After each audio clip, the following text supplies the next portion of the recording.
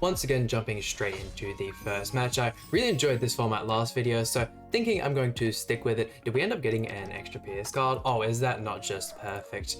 Let's see, we'll go for this one here. So first showcase with the Chandler. I feel like this team could be a little bit funny, especially since I am running a triple attack crit in the front here, so the CC is a little bit lower than usual, but I am super keen to use this Chandler. I feel like majority of the other showcases, I may end up swapping him back to HP defense, just since I don't actually have a HP defense set for Esterosa, and if we're using him with Team Melee, who I feel like he'll most likely be the better combination for. However, I have heard things that he is still better with the Assault Melee, even over the Team Melee, even though he has this absolutely amazing AoE PS card, and the fact that we actually do an extra 2 of those there is sick. But might I say, before we go any further, absolutely love the choice for the Chandler skin as well. Having the Tengu mask looks so goddamn cool. I wonder if we can finish off the alpha with double single target card. Would be a kind of cool way to finish this one off. Come on, Chandler. I don't know why they decided to give him this as the single target card. It's such a weird decision, man. Remove buffs.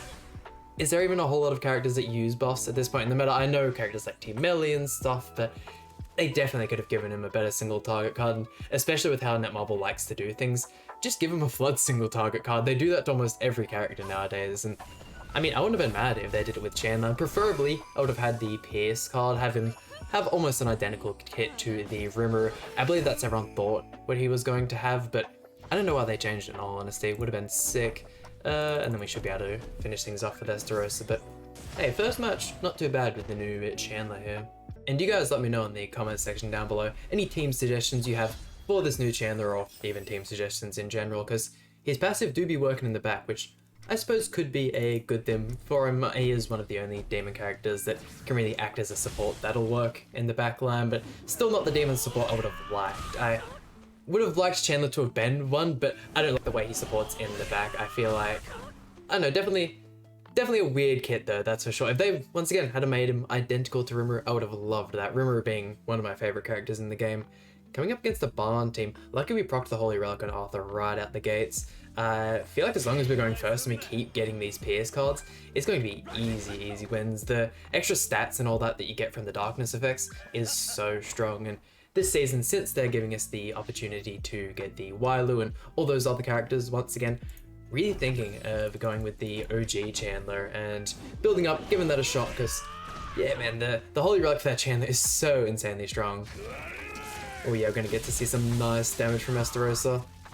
And this guy's, well, almost a month, maybe a little older than a month old now, and I still cannot get enough of him, man. The damage he can put out, the team is so unga bunga, and especially when you're versing those bots in top 100. Majority of the time they're using CC food, so you're getting out CC'd, but especially if you can get a level 2 counter, you can start doing crazy damage, and he also applies the darkness and even encroach if you get to that 4th darkness effect. So man, the OG Chandler are a really good pick. Still have to level 100 him, but that's alright. Even when I got this Chandler here today, the one we're using in today's showcase, I didn't even have all the demon mats to get him fully done, so oh look at that, the Chandler skill effect actually coming in clutch. And our first Reinhardt team of the video. Man, really enjoying using that Reinhardt. It's a shame the collab's over, but I'll still try and get some more showcases out of him. Absolutely loved using him alongside the Terror yesterday. Let's see.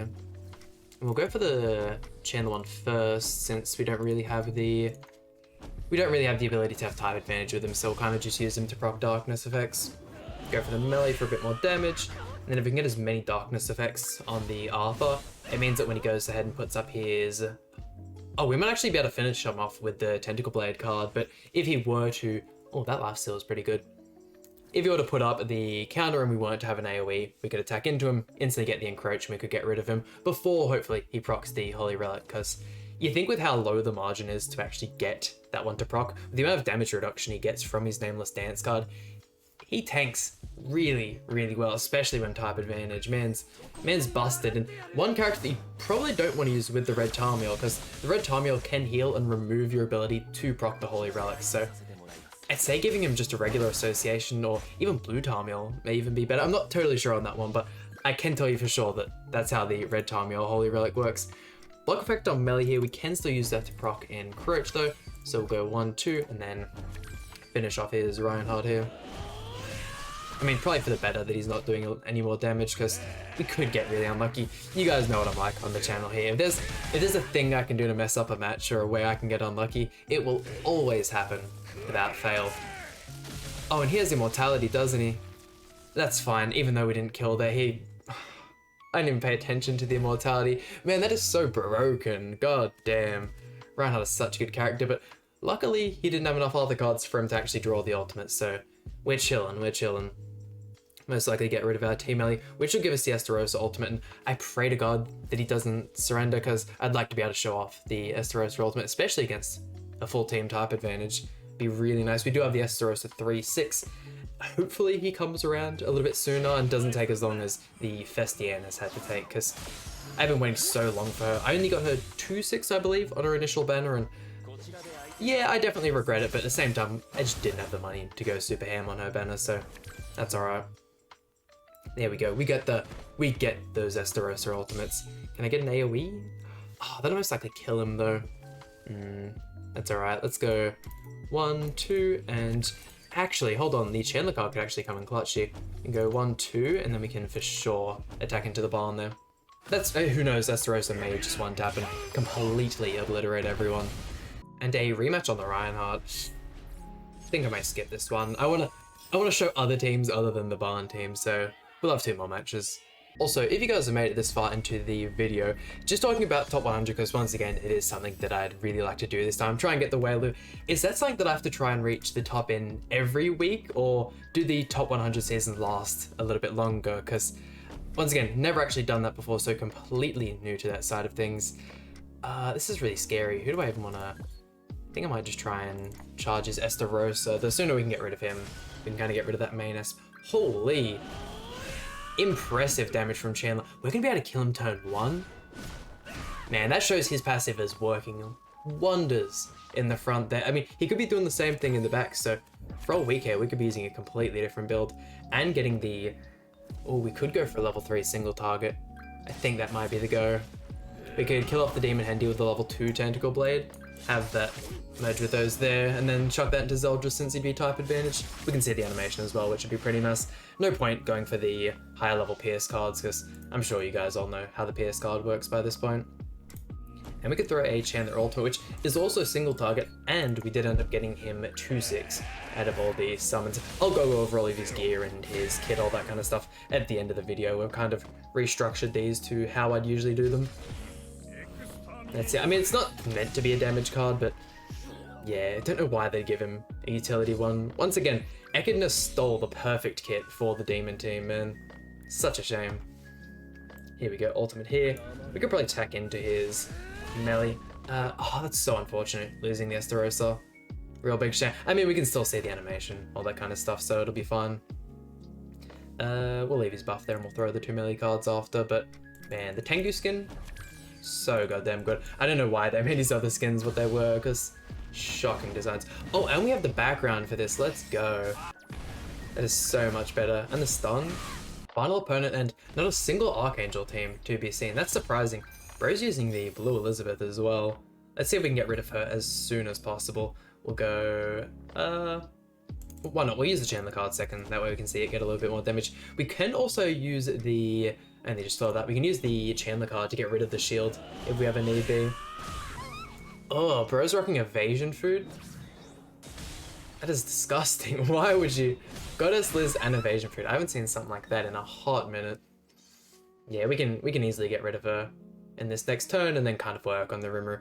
If we were to have Rimuru get a crazy amount or steal a crazy amount of our buffs and to get his Pierce buff, we can also use the Chandler to remove that. However, I'm sure with how much damage the Demon team does, you're not really trying to...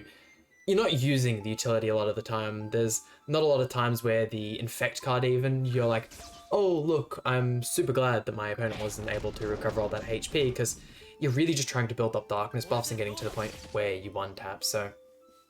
Weird decision. We're close to melee ultimate. We'll definitely go for that.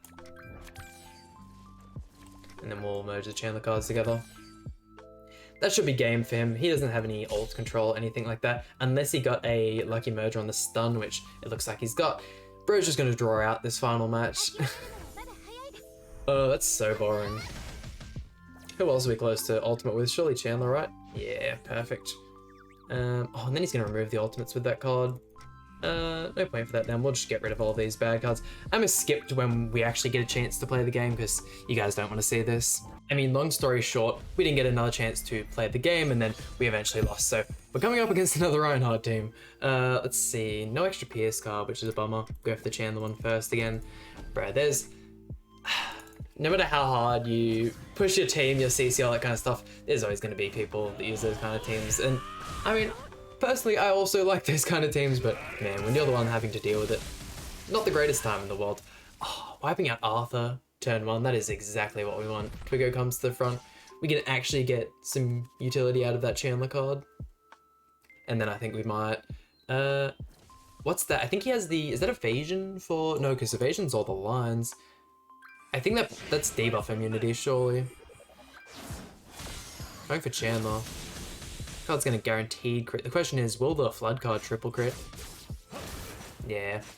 That's the only bad part about this man, is you can give him full crit chance rolls, and is it worth even going attack, crit chance, gear, and giving him the crit chance rolls? Because I found the exact same thing happens with my Reinhardt. Bro just cannot crit, and it makes him suffer so badly. There we go. Get rid of the taunt from Twigo, and then we can finish him off with the Estarossa. I mean, hey, Chandler's still putting work. Pierce helps out everyone on the field, not just himself and melee, and not just their Pierce cards either. It'll also help out the damage of everyone else with their single targets. So I like this Chandler. I wish he could have been a little bit better. I feel like, especially with the Holy Relic on the OG Chandler, he is still a better pick than the one we have at the moment. Especially if you are coming up against the bot. You could probably use this guy in the back, all that kind of stuff, but we'll see how my opinion formulates on him over the next couple of showcases. And a lot better way to wrap up the video with that team, other than the Goddesses one, but quickly having a look at the team. Once again, I feel like this is going to be the main team everyone's going to be using for this Chandler. Barn in the back, because, I mean, Ragnarok Barn is just such a great character to use. Having a look at his kit here, we'll have a look at the first card. Cancels buffs and stances on one enemy and inflicts damage equal to 400% of attack. His second card inflicts pierce damage equal to 250% of attack on all enemies. The ultimate, which we have 2-6, cancels buffs and stances on one enemy, inflicts damage equal to 539% of attack, then stuns for 1 turn. I think that might be the counter Meliodas ultimate now that I think about it. The passive, increase all allies pierce rate by 40% if all allies participating in battle are applicable heroes. If an applicable ally attacks an enemy, increases damage dealt by 10%, max 30% for each debuff on the enemy. Oh, if we had a... Oh no. We could have been getting so much more value out of this guy if we'd used the green Sariel as an... Oh, that's such a shame. Oh well, that's alright. I'll pay more attention to the passive. I literally only just read that first part before building the team up, but... applicable heroes, obviously the demons or people with commandments. Having a look at the gear here, probably some of my worst rolled gear, especially after the collaboration. I just have no anvils to roll this kind of stuff, so you get what you get, and then the cosmetics is the bare minimum. I just went ahead and purchased them all, but there we go. That just about does it for today's video. Hope you guys enjoyed. If so, please hit like, button, subscribe. Really means a lot to me, and I'll see you guys for some more Grand Cross content.